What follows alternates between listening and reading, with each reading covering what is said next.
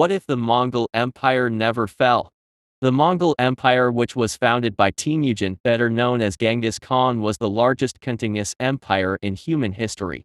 However, it would collapse into four: the Yuan dynasty, Chagatai Khanate, Ilkhanate, and Golden Horde.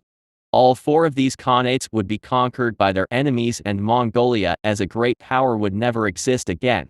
But what if that didn't happen? What if the Mongol Empire never fell? In this timeline, Mongolia still splits into four, but all four of these khanates managed to survive. The Yuan dynasty doesn't fall to the Ming and remains the ruler of China. The king would probably also not take over, and it is possible that China industrializes, meaning they stay as a great power. The Golden Horde still keeps control of its Russian lands, and may Mongolize them. Russia would be in this timeline Muslim. The Ilkhanate doesn't fall into smaller states that would be conquered by the Timurids, but would slowly Persianize.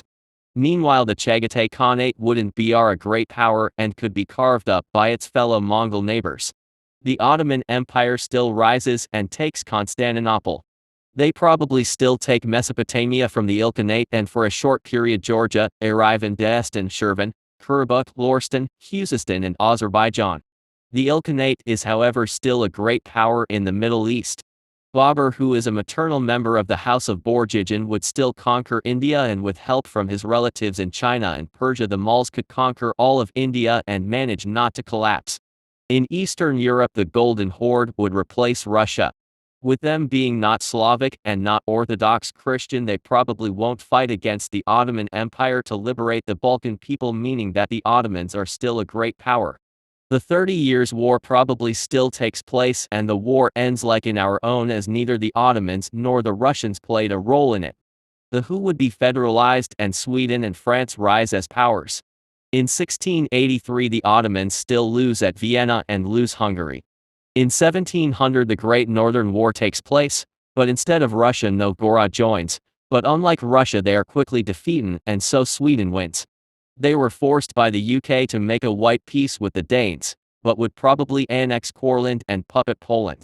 Prussia probably would also join and take Royal Prussia. From Novgorod they take Karelia and Kola. They rest would soon later fall to the Golden Horde.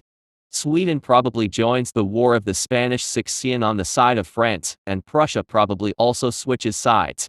Prussia annexes Silesia, and Spain not only keeps Sicily, Naples, Milan, and the Spanish Netherlands, but also takes some lands from the HRE. France takes Lorraine. Hungary would gain independence, but would soon later fall to the Ottomans again. France would take the 13 colonies, and Spain takes Portugal.